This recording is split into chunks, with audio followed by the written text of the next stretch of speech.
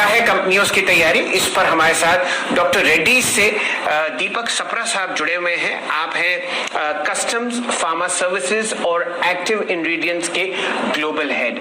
सप्रा साहब, स्वागत है आपका। स्थिति बहुत गंभीर है और सरकार बहुत ठोस कदम उठाती हुई दिख रही है। आपका एक पैक्ट है स्पुतनिक वी पर, यह बताइए क्या क्या रणनीतियां आपके सामने हैं, क्या चर्चा आप सरकार से कर रहे हैं, और स्पुतनिक वी की मैन्युफैक्चरिंग और प्राइसिंग पर भी कुछ रुझान जताइए। श्योर, मेरी आवाज आ रही है? जी हाँ सप्रा साहब, आप बिल्कुल, आवाज आपकी साफ है। ये जो वैक्सीन कार्यक्रम है, ये देश के लिए और डॉक्टर रेड्डीज के लिए एक बहुत ही महत्वपूर्ण कार्यक्रम है। जब से कोविड प्रारंभ हुआ है, लगभग 1 साल 2 महीने लगा लीजिए, तब से डॉक्टर रेड्डीज ने कोशिश की है कि कोविड संबंधित दवाइयां जितनी हो सके उसको लाया जाए, चाहे वो इलाज के लिए हो, चाहे वो प्रिवेंशन के लिए हो।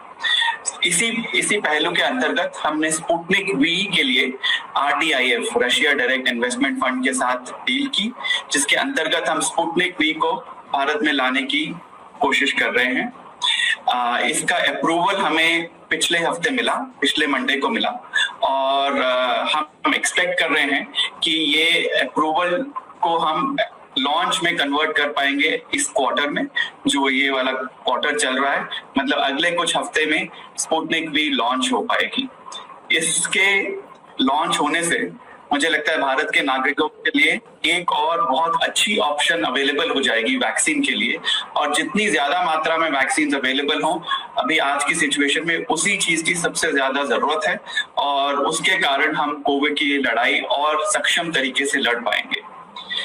अब आपका अगला सवाल था कि इसको हम कैसे तैयारी कर रहे हैं, इसके लिए हम क्या कर रहे हैं।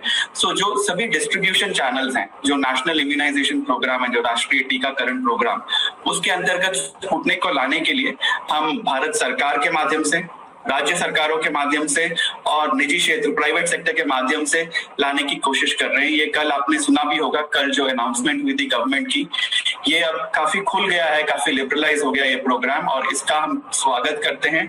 इसके कारण अब मुझे लगता है कि ये वैक्सीन प्रोग्राम देश के और कोनों में फैल पाएगा और एज ग्रुप्स को कवर कर पाएगा। 18 से 45 साल के एज ग्रुप में जो लोग पहले कवर नहीं हो पा रहे थे, वो कवर हो पाएगा, और साथ ही साथ प्राइवेट सेक्टर के आने से इस कवरेज की तीव्रता, इसकी स्पीड को भी बढ़ावा मिलेगा। आपका अगला पॉइंट ये था कि कितनी वैक्सीन आ सकती है, कितनी कैपेसिटी है।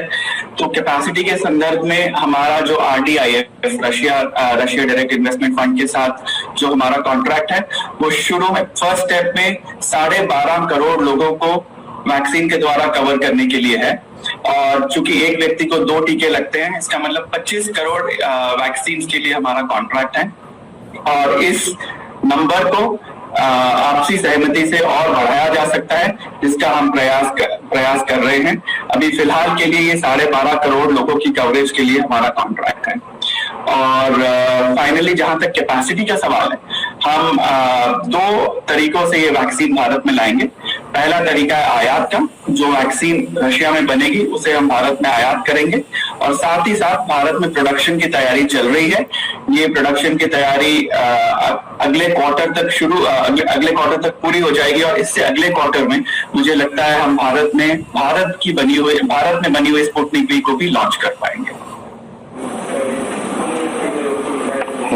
दीपक जी, एक और चीज जो कि बहुत महत्वपूर्ण है भारत में इस पूरे वैक्सीनेशन ड्राइव के लिए, कि एग्जैक्टली स्पुतनिक वी की प्राइसिंग क्या होगी, किस प्राइस पर ये भारतीय सरकार लेगी या फिर RDIF देगी, और जो ओपन मार्केट में आप सेल करेंगे स्पुतनिक वी, उसकी प्राइसिंग क्या होगी। थोड़ा सा इसके बारे में जरा एक्सप्लेन कीजिएगा। प्राइसिंग की डिस्कशन अभी हमारी चल रही है। प्राइसिंग की डिस्कशन भारत सरकार के साथ चल रही है। कुछ सुझाव हमने रखे थे, और भारत सरकार ने काफी ओपन माइंड से उन सुझावों को देखा है। एक सुझाव उसमें ये था कि सरकारी माध्यम से जो वैक्सीन ली जा रही है और जो प्राइवेट सेक्टर के माध्यम से जो वैक्सीन ली जा रही है, दोनों को देखा जाए। सरकार की वैक्सीनेशन नेशनल इम्यूनाइजेशन प्रोग्राम के अंतर्गत जाएगी और प्राइवेट सेक्टर की अलग अलग चैनल्स के थ्रू जाएगी। सो ये डिस्कशन हमारी चल रही है। मुझे उम्मीद है कि अगले कुछ दिनों में 8-10 दिनों में हमारी ये डिस्कशन पूरी हो जाएगी, तो फिर हम अपनी प्राइसिंग का क्लियरली बता पाएंगे कि क्या प्राइसिंग रहेगी सरकारी सेक्टर में और क्या प्राइसिंग रहेगी प्राइवेट सेक्टर में। एक बात और बताइए, इस खासकर स्पुतनिक वी वैक्सीन को -18 डिग्री पर स्टोर करना है, तो आपने कोई कोल्ड चेन लॉजिस्टिक्स में भी काम किया है, कोई करार किया हो किसी भारतीय या विदेशी कंपनी से? भारतवर्ष बहुत बड़ा देश है, इसको ट्रांसपोर्ट कैसे किया जाएगा? बहुत अच्छा सवाल है आपका। अभी फिलहाल स्पुतनिक वैक्सीन -18 डिग्री पे स्टोर और ट्रांसपोर्ट की जा रही है। इसके लिए हमने पूरा अरेंजमेंट किया है, हमने पूरा कोल्ड चेन को सेट किया है, right from the point of manufacturing to the point of administration. पूरा का पूरा जो चेन है, जहां फैक्ट्री में बन रही है वैक्सीन, वहां से लेके ट्रांसपोर्टेशन, जब आयात होगा तो रशिया से लेके भारत तक, फिर उसके बाद भारत में एयरपोर्ट पे लैंड होने से अलग अलग सेंटर्स में भारत में, इसका हमने सिमुलेशन भी किया है। और हमने जो सरकार का इंफ्रास्ट्रक्चर है और साथ ही साथ डॉक्टर रेड्डीज का जो अपना इंफ्रास्ट्रक्चर है, कोल्ड चेन इंफ्रास्ट्रक्चर, जिसके अंतर्गत हम कई सारी दवाइयां जो कोल्ड चेन में स्टोर होती हैं, जिनको भारतवर्ष के पूरे हर जगह लेके जाते हैं, उसको यूटिलाइज करेंगे। और उसके अंतर्गत ये कोल्ड चेन पूरी तरह से सेट है। इसमें मुझे लगता है कि हर कोने में हमने सिमुलेशन किया है। हैदराबाद जो डॉक्टर रेड्डीज का हेडक्वार्टर्स है, वहां पे हमारा एक बहुत बड़ा ग्लोबल डिस्ट्रीब्यूशन सेंटर है। हमारा प्लान ये है कि जो भी वैक्सीन आएगी वो शुरू में ग्लोबल डिस्ट्रीब्यूशन सेंटर पे रहेगी और वहां से हम सभी भारत के सभी कोनों में डिस्ट्रीब्यूट करेंगे। 2 मोड्स ऑफ ट्रांसपोर्ट से ये होगा, हवाई जहाज से और रोड से। सो वो पूरा transportation up to the last mile of administration, जहां पे लोगों को वैक्सीन दी जाएगी, वो हमने सिमुलेट करके देखा है। हमने ईस्ट में as far east as Guwahati, as far north as J&K and as far south as Tamil Nadu, ये पूरा सिमुलेट करके देखा है। ये कोल्ड चेन अच्छे से इंटेग्रिटी में है और इसको हम डिस्ट्रीब्यूट कर पाएंगे -18 डिग्री पे। इसके लिए हम पूरी तरह से तैयार हैं। साथ ही साथ एक और चीज बहुत जरूरी है, 2 से 8 डिग्री प्लस 2 से +8 डिग्री का एक वेरिएंट इस वैक्सीन का एडिशनल डेटा हम जनरेट कर रहे हैं कि यही वैक्सीन 2 से 8 पे स्टोर हो सके। उसका हमारे पास काफी डेटा आ गया है, कुछ डेटा और आना जरूरी है। ये डेटा आ जाएगा तो ये वैक्सीन -18 की लॉजिस्टिक्स से, -18 की स्टोरेज, ट्रांसपोर्टेशन और डिस्ट्रीब्यूशन से 2 से 8 डिग्री पर कन्वर्ट हो जाएगी अगले कुछ महीनों में, जिससे ये पूरा प्रोसेस कोल्ड चेन का और आसान हो जाएगा।